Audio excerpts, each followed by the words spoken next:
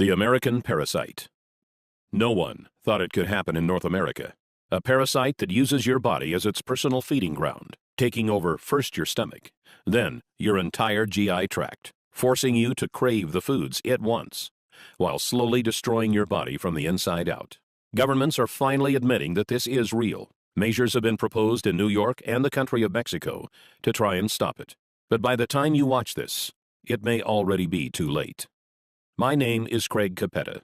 I'm the Director of Science and Nutrition at Whole Body Research International, and have spent the last 24 months working with my team of doctors and scientists to figure out a way to stop this parasite that is already estimated to be infecting 250 million Americans. Perhaps the scariest thing is that its symptoms come on slowly. You may never even realize your fatigue, weight gain, or lack of sleep is the result of this bad bug, until it finally takes over and forces you to seek medical attention. In the next few minutes, I'm going to show you a simple test you can do to find out whether or not you've been infected, and if so, how to get rid of it before it causes potentially irreversible damage. I'm also going to expose the major government screw-up that allowed this to happen, and how they are now scrambling to fix it. Warning, the information I'm about to share with you is controversial because this parasite comes from the most unlikely place, your food supply. In the next few minutes, I'm going to expose the manipulative practices of several very large corporations, companies like General Mills, Nestle, and Coca-Cola, that they prayed the public would never discover. It's a tangled web of bribery that makes your average politician look like a saint, and they are currently spending tens of millions of dollars in false advertising to try to cover up what they have done. But it's about time someone pulled back the curtain. That's why I've spent a considerable amount of time and my own money over the last few months creating this video that they do not want you to see. So if you're serious about the health of your family, turn off your cell phone, take a seat, and make sure you watch every word of this presentation. What you are about to see and hear may shock you, but it may also save your life. Let's get started. The year was 1950. The death rate by heart disease in America had jumped to an astonishing 30%. Only far back as the 1900s, it was 10%. In just 50 years, deadly heart attacks had increased by a factor of 3 times. People were dropping dead at an alarming rate, and no one could figure out why. Then, on September 24, 1955, America's own president, Dwight D. Eisenhower, suffered a heart attack, sending the entire nation into a panic. The crisis was now real. On Monday, September 26th, the Dow Jones plunged 6.5%. The total paper loss of the day was $14 billion, the largest ever, including that of the Great Depression. President Eisenhower would not walk again until October 25th, and would not return to the White House until November 11th, nearly 6 weeks later. By this time, the fear of heart attacks was on everyone's mind. Enter government researcher Ancel Keys. Mr. Keys was a Harvard-educated scientist who had helped design rations for the U.S. Army during World War II. Mr. Keys set out to discover why Americans had the highest rate of heart attacks out of any of the first world countries. In what would later become known as the 7-country study, Mr. Keys discovered that Mediterranean nations had the lowest heart attack rates in the world. Their diet also contained the lowest amount of fat. He concluded the American high-fat diet was to blame for our heart attack problem. Correct or not, finally, the public had an answer. In 1956, representatives of the American Heart Association appeared on television to inform the public that a diet which included fats, such as butter and lard, and fatty foods, such as eggs and beef, would directly lead to deadly coronary heart disease. The government's own health officials began recommending people adopt a low-fat diet to protect themselves and their families. Brochures on how to eat low-fat were passed out in schools. No one wanted to suffer the same fate as the president, or worse, drop dead. Most were fine with Mr. Keys' reasoning. He became a celebrated hero and was even put on the cover of Time magazine, though he himself would many years later change his own opinion on the matter. For the time, a low-fat diet was universally accepted as the only surefire heart attack fix. Yet there was one sector that wasn't happy with this, and that was the big food conglomerates. You see, previous to Keys' findings, their favorite way to flavor their foods was by adding more fat. Food scientists had discovered that fat was a flavor carrier. It could deliver taste and odor compounds from different parts of food, and provided texture and mouthfeel that made food taste better. Without fat, food tasted like cardboard. But now, the public was demanding their foods be low-fat. Processed and canned foods began to go uneaten as people turned to more natural, lower-fat alternatives. If it didn't say low-fat on the label, people stopped buying it. The conglomerates scrambled to find new recipes that would allow them to call their products low-fat, yet still taste good. Food scientists were called in by the dozens, and finally they discovered something even better. You see, unlike fat, this new flavor additive was actually addicting. It goes by many different names, but you may know it best as refined sugar. Did the food industry know it was dangerous? Even many doctors of the 1950s would argue they certainly did. As far back as 1808, studies had been done proving sugar was not only unhealthy, but actually toxic. Believe it or not, sugar manufacturers were pulling PR stunts back then, as they do today. In 1808, the Committee of West India, a large sugar conglomerate of the time, appeared before the British House of Commons to offer a prize of 25 guineas, about $1,000 in today's coin, to anyone who could show an experiment that proved sugar was good for feeding and fattening cows, hogs, and sheep. Food for animals has always been expensive. Sugar was extremely cheap, so many farmers took on the challenge, hoping for good results. The 25 guineas would be just a bonus to the new, cheaper food supply. But as you may have guessed, the attempts were a disaster. Many resulted in the death of livestock. One member of Parliament, John Kirwan, took on the challenge himself, trying to feed sugar and molasses to his calves. After the experiment of this well-known, highly ranked politician failed, the Committee of West India gave up. Then, in 1816, the well-known French physiologist F. Magendie did an experiment of his own involving dogs. He determined that dogs fed with water containing sugar and olive oil wasted away and died faster than dogs fed with water alone. This showed sugar not only had no nutritional value, but actually caused negative effects. This shut the sugar manufacturers up, but just for the time being. Flashback to 1957. Fat was out. The food industry had found foods packaged with sugar were winning every taste test. But would the public buy it? As recently as the 1930s, Dr. Weston A. Price, a research dentist from Ohio, had traveled around the world observing different cultures and their diets. In 1939, he published a paper that revealed in horrifying detail what had happened to the teeth and health of those in cultures who had incorporated refined sugars into their food supply. Sugar still had a bad name. The conglomerates would need to make a move. Later, in 1957, noted Professor E.V. McCollum, who is often referred to as America's top nutritionist of the day, published a book called A History of Nutrition. In it, he argued that despite there being dozens of experiments done since the 1800s, proving sugar was bad for human consumption, those experiments were all flawed due to human error. This book was published and marketed with the same ferocity you see with bestsellers today. But where did it come from? No scientist has his own money to publish a book on such a grand scale. And let's face it, A History of Nutrition? It's not a title that will make a book fly off the shelves. A look inside the book revealed it was published and marketed by a company called the Nutrition Foundation, Incorporated. Who was the Nutrition Foundation? I'm glad you asked. It happened to be a front organization for the leading sugar conglomerates of the time, including the American Sugar Refining Company, Coca-Cola, Pepsi-Cola, Curtis Candy Company, General Foods, General Mills, Nestle, Pet Milk Company, and Sunshine Biscuits, about 45 companies in all. And did the Americans buy it? Oh boy, did they ever. Sales of processed foods skyrocketed. All they had to do was put low fat on the label, then dump in a bunch of refined sugar, and it would sell like crazy. A 2012 study by Dr. Robert Lustig of the University of California, San Francisco, revealed that sugar is just as addictive to the human brain as cocaine, setting off the same dopamine triggers and forcing us to crave more and more of it. So it was only natural that humans would begin to consume the new sugared products at a feverish rate. The food conglomerates responded to the increasing sales by using even more sugar. It began to find its way into foods you would never expect, like hot dogs, yogurt, spaghetti, and breads. As the decades passed, obstacles would spring up, but each time, the conglomerates had an answer.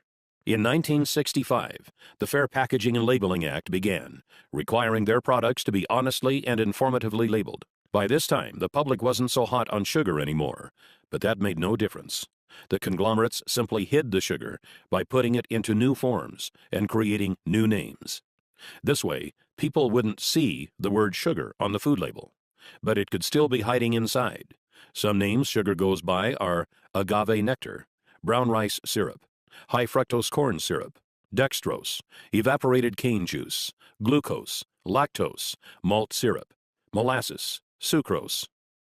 Another classic example is when the sugar pushers began putting the word natural into all of their advertising. Made from natural ingredients became their slogan. But all refined sugars are made from natural ingredients. So is cocaine and heroin. During the 1970s, armed with new studies showing the dangers of refined sugars and exposing them in all of their forms, the American public began to wake up. For the first time since the 50s, sales of certain high-sugar foods slowed down. But the conglomerates had prepared for this and had been hard at work developing yet another weapon of their own: artificial sweeteners. Perhaps the most notorious of these was aspartame, more commonly known as Equal or NutraSweet.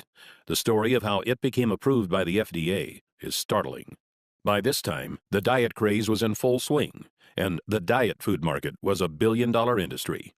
It was banned in 1973, and another artificial sweetener, cyclamate, had recently been banned when it was found to cause tumors in tests done on animals.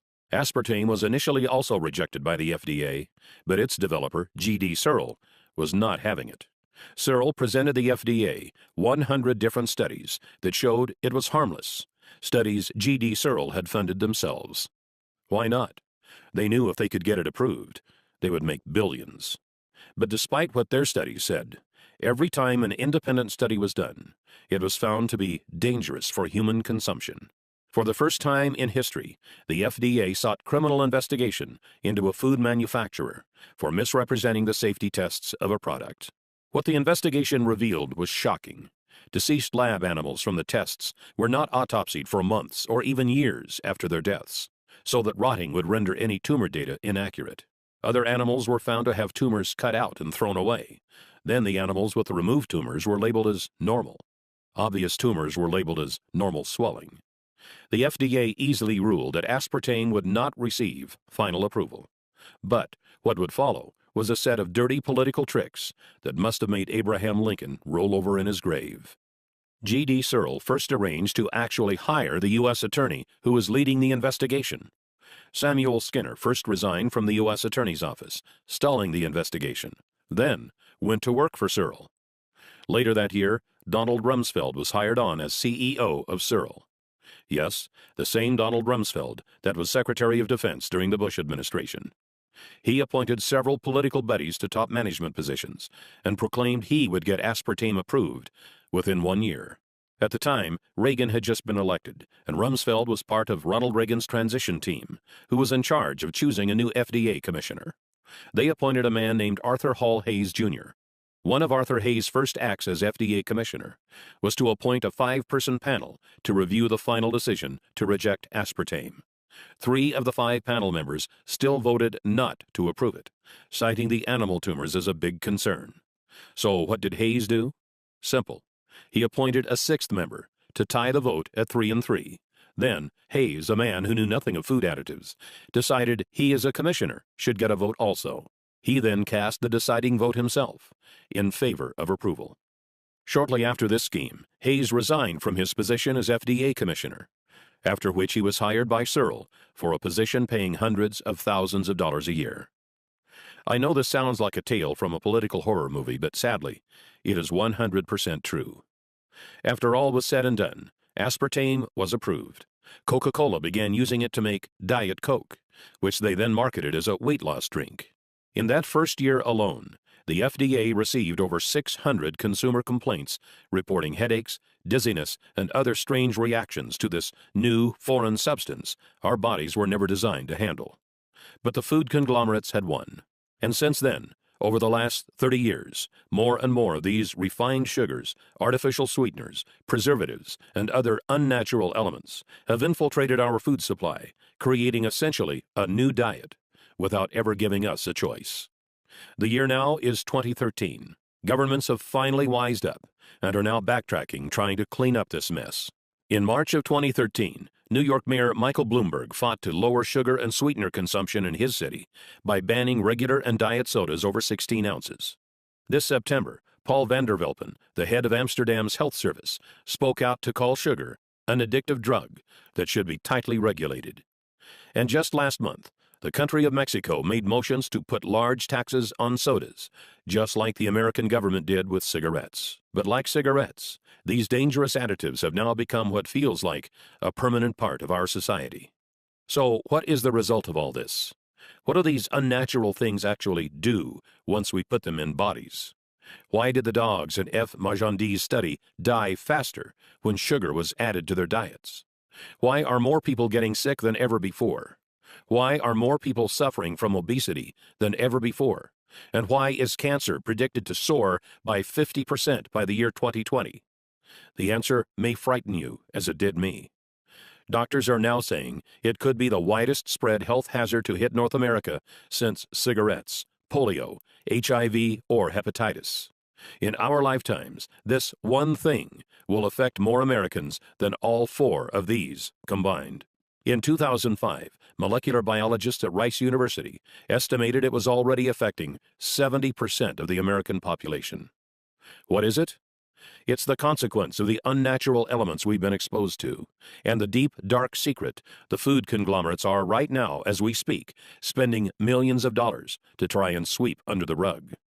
They have some help from the killer itself, because this disease takes over your body from the inside. Most never even know it is there, until it's too late. Its name is Candida, otherwise known as the American parasite. Candida is a type of fungi, a single-celled member of the yeast family. Where did it come from? Was it carried over on a boat from Africa? Or did it come from livestock? Actually, no. Candida is a natural resident of your digestive tract, along with 25 trillion other bacteria, some good and some bad. So long as the balance stays in order, which scientists say now is 80% good bacteria to 20% bad, your digestive and immune systems will continue to function normally. But here's where the problem starts. Candida is a member of the yeast family. And do you know what yeast likes to eat? You guessed it. Refined sugars, artificial sweeteners, and preservatives. All of the things that have been added to our food supply in just the last 50 or so years. Maybe you did the experiment back in science class, where you put yeast on a petri dish and fed it sugar to get it to grow. That's what's happening in your stomach right now. Let's take a look at that picture again. These are actual Candida albicans growing in a petri dish. When you feed the Candida, it starts to breed, faster and faster and faster. Soon it has outnumbered the good bacteria in your stomach. Then it makes its way into your upper and lower intestine and throughout your entire GI tract. Before long, it begins to expand into other parts of your body, resulting in serious medical problems that can cripple your ability to enjoy a happy life. Fatigue, weight gain, sleeplessness, bloating and gas, irritable bowel syndrome, constipation, skin problems, fungal infections. These are just the start of the havoc Candida can wreak onto your body. If you're suffering from any one of these symptoms, it's very likely this parasite is to blame. When you take antibiotics, Candida growth accelerates even faster, as antibiotics kill off many of the good bacteria that would otherwise keep it in check. It's because of all this, doctors estimate that currently, at the time this video was being produced, in the fourth quarter of 2013, 80% of all Americans suffer from some degree of Candida overgrowth.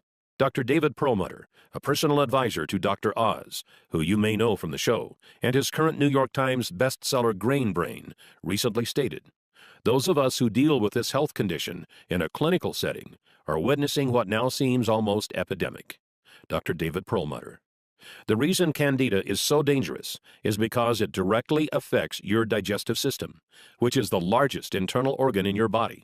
It's also the home of your immune system. So when your digestive tract is weakened, so is your ability to combat sickness and disease. Left untreated, it can begin to affect every area of your life.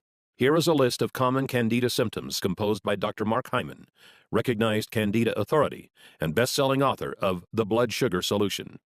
General symptoms include chronic fatigue, loss of energy, general malaise, decreased libido, sensitivity to foods, chemicals, or other allergens, eczema, psoriasis, irritable bowel syndrome, toenail fungus.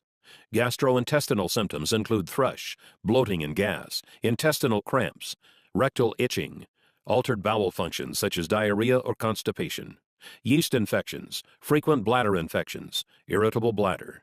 Hormonal complaints include menstrual irregularities like pain or bleeding, premenstrual syndrome, thyroid dysfunction. Nervous system complaints include depression, irritability, inability to concentrate. Immune system complaints include allergies, chemical sensitivities, low immune function. And if your past history includes chronic yeast infections, chronic antibiotic use for infections or acne, oral birth control pill usage, or oral steroid hormone usage, your chances of having Candida overgrowth are greatly increased. One of the scariest things about Candida is the way it begins to reprogram you to crave more of the foods it wants. It hijacks taste buds, brain chemistry, and hormones to make you want foods that make it grow faster and mess you up even more. Breads, sugars, refined carbs, sodas, fried foods, carb-heavy foods like pizza and pasta, and of course, desserts and sweets. Do you often find yourself craving these things? If so, it's probably not because you're a naturally unhealthy eater, but because the bad bacteria has taken over. It's like they're down there in your stomach yelling, "Feed me!" forcing you to want foods that worsen your condition, make you gain weight, and make it literally painful for you to go on a diet that doesn't include them. Candida has also been linked to many studies showing it could be the #1 cause of obesity. As Doctors Carolyn Dean and William Crook write in their 2005 book, The Yeast Connection in Women's Health, most women don't have even an inkling that their symptoms could be caused by yeast overgrowth in their bodies. The number of women suffering in silence, not even knowing what is really wrong, and blaming themselves for failing is, I believe, literally numbered in the millions. Millions of women who can't lose weight and have no idea why. The same holds true for men. Once the excess yeast is destroyed, many find they are able to lose the unwanted weight quickly and easily, even that stubborn belly fat most diet plans can't touch. So now let's talk about how to fix it. Here's the good news. To start feeling better, you don't have to necessarily get rid of all of the Candida. You just need to balance them out. As I mentioned before, your gut is also home to a lot of good bacteria. To start feeling your best, you just need to get to the 80-20 balance. 80% good bacteria, 20% bad bacteria. There are 2 ways to do this. The first is going on a real, all-natural diet. That means completely eliminating all processed foods, refined sugars and carbs, artificial sweeteners, and also white breads. Then supplement your body with foods that are high in a special kind of good bacteria called probiotics. Probiotics are clusters of good bacteria that, like a powerful army, go into your stomach and form colonies that far outnumber the Candida. They were first brought to attention in 2008 by Nobel Prize-winning physiologist Eli Metchnikoff. Noting that Bulgarians at the time lived longer than anywhere else on Earth, he set to find out why, and deduced that it was because of their yogurt-heavy diet. He even named the first probiotic strand he discovered, Lactobacillus bulgaricus, as a tribute to them. Foods that are high in probiotics include sauerkraut, kefirs, olives, and fermented vegetables. Eliminate the unnatural elements from your diet and start eating those foods, and your gut will eventually balance itself out. But let's be realistic. In today's world, that is nearly impossible. Who wants to never eat out at another restaurant, or never go over to a friend's place for dinner? Luckily, there is now a better way. Scientists have recently figured out how to load your gut with probiotics without having to change your diet at all. They've been able to put these living bacteria into pill form, so you can take them with your meals, no matter what those meals may be. They offset the bad foods you eat, populate your gut with good bacteria, and instinctively balance you to the right ratio. Once this happens, all sorts of exciting changes can happen in your body. You have more energy, feel more alert and more active. You can focus better on work. You feel smarter, more productive, more creative. Many no longer have the need for coffee or caffeine, as your body is now able to get more energy from food and tap into it easily. Dr. Alan Walker, professor of nutrition and pediatrics at Harvard Medical School, recently stated, "Evidence from clinical research demonstrates that adding good bacteria to the diet promotes a healthy digestive and immune system. This makes your disease-fighting ability stronger, so you get sick less often." In a 2001 study, Children from daycare centers in Helsinki, Finland, were given milk with and without probiotics.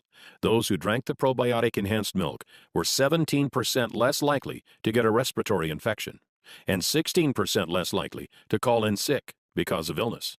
Harvard Medical School has also recently gone on record to proclaim probiotics' effectiveness at preventing vaginal yeast infections, as well as antibiotic-induced diarrhea. Dr. Michael F. Roizen, New York Times best-selling author and chief wellness officer at the Cleveland Clinic, recently said, "Taking probiotics is a habit that can really benefit the digestive system, which is intricately connected to our overall health." Many also find weight begins to fall off, since your gut processes food more efficiently. If you've had trouble losing weight in the past, it could be because the Candida have clogged up your digestive tract, which can greatly slow down your metabolism. You'll also notice those carb and sugar cravings fade away. You actually find yourself craving good, healthy foods that make you look and feel great. All in all, your digestive tract contains 60% of the cells in your body, so it's no surprise that clearing it up can make you feel like a whole new person. Oh, and before I go, I feel it's important I tell you about one more thing. It's important we talk about the costs of not taking care of your gut, because this is not a problem that fixes itself. If you are currently suffering from fatigue, irritable bowel syndrome, skin rashes, reduced sex drive, low energy, obesity, or lack of sleep, then chances are you are one of the 80% of Americans who has some form of Candida overgrowth. Unless you are willing to make an immediate, drastic change to your diet, symptoms will only worsen for you as the bad bacteria continues to grow. Think of it this way. Imagine if all of a sudden you decided to never brush your teeth ever again. The plaque buildup that would form is not unlike what goes on in your gut when it's untreated. Sure, you'll be fine for a while, but eventually you'll begin to get cavities and mouth rot, and then you lose your teeth, and you are out of luck. It's very likely the exact same thing is going on in your gut right now. The food that causes bad bacteria to grow on your teeth is the same food that goes into your stomach right after. So it only makes sense that it would cause bacteria growth there also. But in your gut, the consequences are much more severe. While your mouth and teeth are certainly important, they are just a small part of your body. Your digestive tract is your core. It actually contains 10 times as many cells as the entire rest of your body. Untreated, it could begin to affect your health in ways I'd never wish upon anyone. Bad breath, constipation, acid reflux, indigestion, fatigue, lack of sleep, skin problems. These are just the early symptoms. The scariest part is that with 70% of your immune system in your digestive tract, if it can't function properly, you become susceptible to not just getting sick, but to some very nasty diseases like ulcerative colitis, lupus, multiple sclerosis, and arthritis. And those can't be cured by balancing your gut. That's why it's critical you get this handled now, before it's too late. Fortunately, there's an easy way to fight back against the bad bacteria. Simply take 1 capsule of probiotics daily, preferably with a meal. Within just a few days, you'll feel exciting changes in your body. You'll find yourself sleeping better and waking more rested, but with new, exciting energy. You are ready to take on the world. You are no longer tired after meals and no longer find yourself craving bad foods. But when you do cheat once in a while with pizza or ice cream, you still feel great knowing it's not going to go straight to your hips. Don't be surprised if your bathroom habits become more regular. Since you are no longer a slave to your gut, multiple trips to the toilet are a thing of the past. Weight may also begin to fall off, as your body is now a food-burning machine, no longer a fat and sugar storage hub. You'll probably also discover you no longer find yourself needing caffeine, carbs, or sugar. Many claim their sex drive goes up as your body feels younger, sexier, and more vibrant. Your skin may even appear younger and firmer, as your body is better able to bring the nutrients from your food into your skin, replenishing your cells and giving you a healthy, youthful shine. And then, I can't tell you exactly when it will happen. It may be in a few days, or it could take a few weeks, but it certainly will happen. It's something I call the magic moment. The magic moment is when you wake up one day and realize that something is different. Your senses feel more powerful. You are more alert, centered, and on point. The air feels crisp, and your body feels alive. Your serotonin levels have soared, and your soul just feels like everything is right. Then you realize that's the way we humans were supposed to feel all along. And now that your body is running like a finely tuned machine, you know that you always will feel this incredible. It's a feeling you can't really put a price on. Our health is our most precious asset. Without it, we can't fully enjoy anything else.